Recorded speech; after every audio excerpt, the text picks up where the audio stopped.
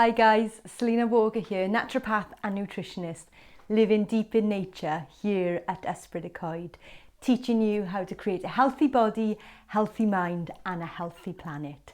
So this week I want to talk to you about seed saving. And this time of year, it's the time of year where you may be getting your crops in depending on what part of the world you live in. So over the last couple of weeks, I've been collecting different seed and I wanted to have a chat to you about why we should do it and how to do it. And introduce you to some of the seeds that I have been saving. So I've put everything out in front of me here so I can remember what I need to say to you. So over the last couple of weeks, I have been collecting different crops in. And I want to seed save for a number of different reasons. Well, the first one is pretty obvious because some of them you can eat them, can't you? So I've got some borlotti beans here, some butter beans, some black beans, even the sunflower seeds here. I could potentially eat, and even the radish seed I could eat when I get to the next stage. So you might be saying, well, Selena, what is the next stage?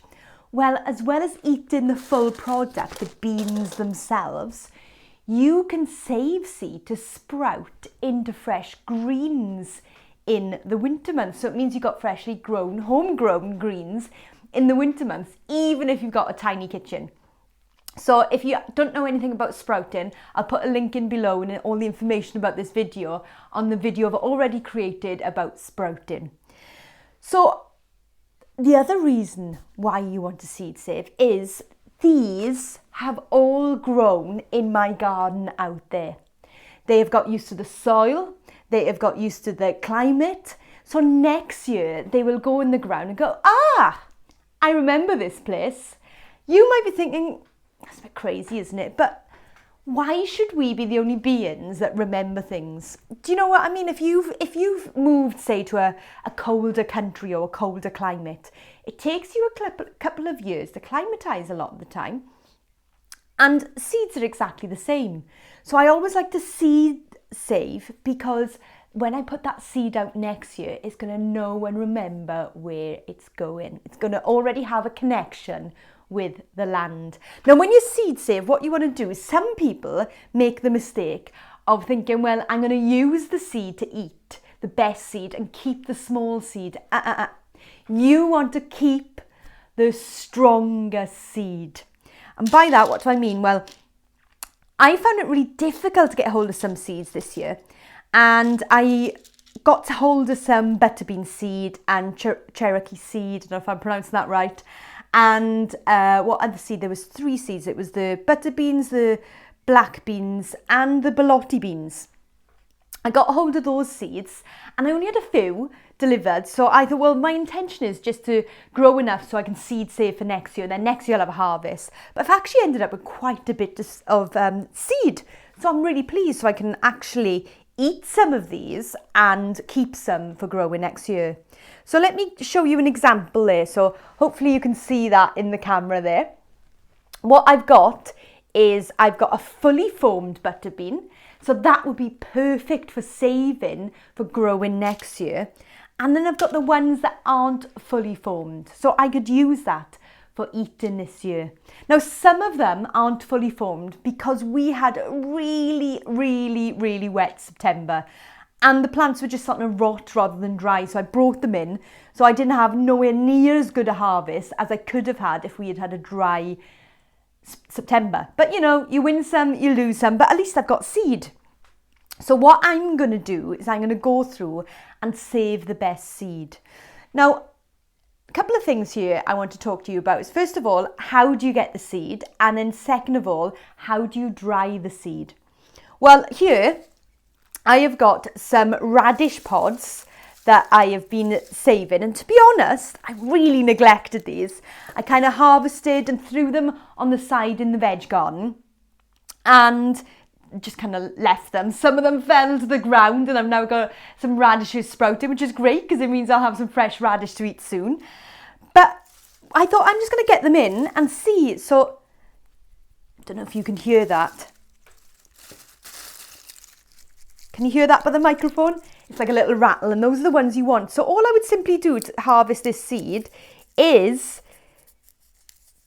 disintegrate the pods. Now, some of these pods are already empty because they've emptied on the ground, but some of them, I don't know if you can hear those seeds dropping, I've got seeds, and they are tiny, tiny, tiny radish seeds.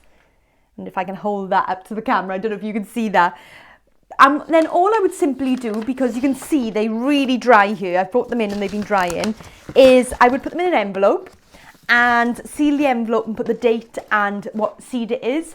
And I would store it somewhere really, really dry. You could even put it in a jar to give it that second layer of protection. So what you generally do with pods is you wait until they dry, like these here, and then you simply harvest the seed. Now, what you may find, particularly if you have had a wet year like I have, some of the seed has already started to rot. Well, that's fine. Discard that and just know that the germination rate isn't going to be great. So I always like to save at least twice the amount of seed that I need, if not 4 times the amount, because I know it's not all going to have a perfect germination rate. So that is how I harvest this seed. Now, if I've got very, very fine seed that I want to harvest, then that can be a bit of a faff, to be honest, can't it? So what I tend to do there is I've got a brown bag, and what I would do in this brown bag, in fact I've done it with a kale seed, when the seed pods are in the air and I've left them somewhere to dry, so I'll harvest them and I'll leave them in the sun to dry, and it can be a right pain going through each pod. So I'll wait till they really dry and I'll put it in here. Let me give you an example. So I put it in here, and then I would simply bash it around like crazy, and I would keep doing that until the seed is at the bottom. And then what you may have to do, you may have to winnow it out. Now, all that simply means is you get a bowl, and in the bowl you can just blow, and all the debris, apart from the seed, blows away. So that's a really nice, easy way of doing it. So I use the bag if you're doing things like kale seed. I haven't tried it with things like quinoa yet, but I'm going to give that a go next year because I think that might work. So if it's a fine seed, I use the bag. If it's a larger pod, seed pod, I'll do it by hand. And obviously if it's beans, like the Balotti beans here, I simply sit there and pod them all. Now, years ago, I'm sure this would have been done as a tribe. So I invite you, when you do your harvest, why not, if lockdown isn't happening where you live, why not have a seed podding party and get all your friends around, get some cacao on the go, get the stories going, get the singing going, and pod the beans. I know that's what I'm going to be doing next year because it just felt like this was something to be shared.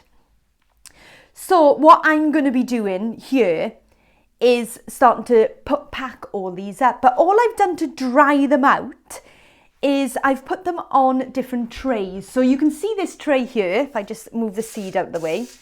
This is a pizza tray and it's got holes in. But I haven't got enough of those. So you can see some of these trays are just simply normal baking trays.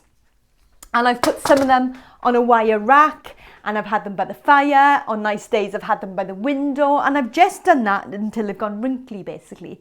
Now, obviously, it's a lot easier if you've got a dehydrator, because you can simply dehydrate the seed. Haven't got one yet, and to be honest, I don't think I'd have enough electricity at the moment off the solar to run it.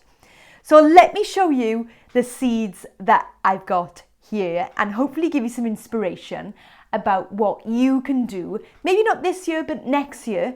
And the beauty about it is you have seed that is used to your land. You have seed that you don't have to buy. You can become self-sufficient in your own seed. And number 3 is, once you've saved the seed, you're probably going to end up with some to eat. So for instance, I've got sunflower seeds here and some squash seeds. Now, you do have to be careful with some plants about cross-pollination.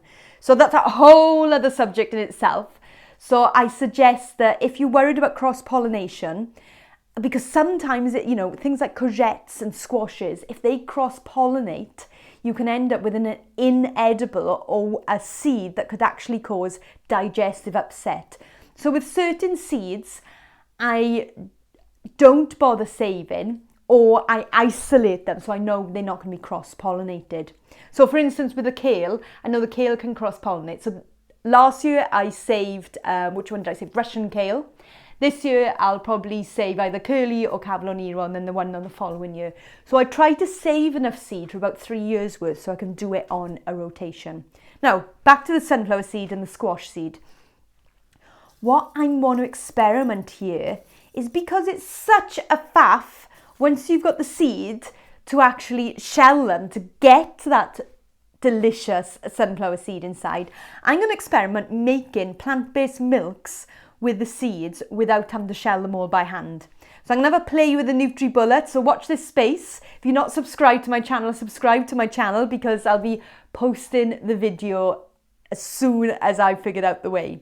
So let me show you what seeds I've got here. So here are my butter beans and my black beans. Now you can see there's some very small white black beans amongst there. They are the ones that haven't quite fully formed, and the same with the butter beans. And then going on to the next tray, I've got some nasturtium seeds at the top, and then calendula seed at the bottom. I love calendula seed because they look so prehistoric. Have a look at that. Wow, look at that. And then I've got my sunflower seeds, which along with the squash seeds, I'm going to be experimenting with making some plant-based milk. I've also got some balotti seeds, and you can see the ones that are fully formed have that gorgeous balotti pattern on them. And there's some radish seed there, which I just showed you harvesting from the radish pods. So guys, hopefully that's inspired you to save some of your own seed. It doesn't matter how small your garden is, you can start with one thing and save the seed. Now, the other thing you might want to consider is saving the seed, but not even harvesting it yourself. So if I've had a very dry September, I wouldn't harvest any of the sunflower seed. Well, in truth, I probably would harvest a few, just enough for my own crops next year. But I just leave them on there for the birds. But this year they were starting to rot. So I harvested the lot, sprinkled some straight out for the birds and the wildlife, and then kept some for me to experiment with the plant-based milk and to plant some sunflower seeds in the ground next year for my beautiful sunflowers. So hopefully that has inspired you. As I said, don't forget to check out my sprouting video as well, because these seeds could all be sprouted into fresh greens. Particularly the radish seed would be absolutely amazing to save and sprout. And even the kale seed, I haven't got my kale seed in front of me because I harvested that many months ago. So as I said, hopefully this has given you some more food for thought, giving you some inspiration on that next level of self-sufficiency where you can save your own seed. And the beauty about saving your seed is that seed already is nice and comfy in the land and will recognise it. It saves you money and it's good for the planet. So if you've enjoyed this video, don't forget to subscribe to my YouTube channel, where you will find even more videos on how you can create a healthy body, a healthy mind and a healthy planet.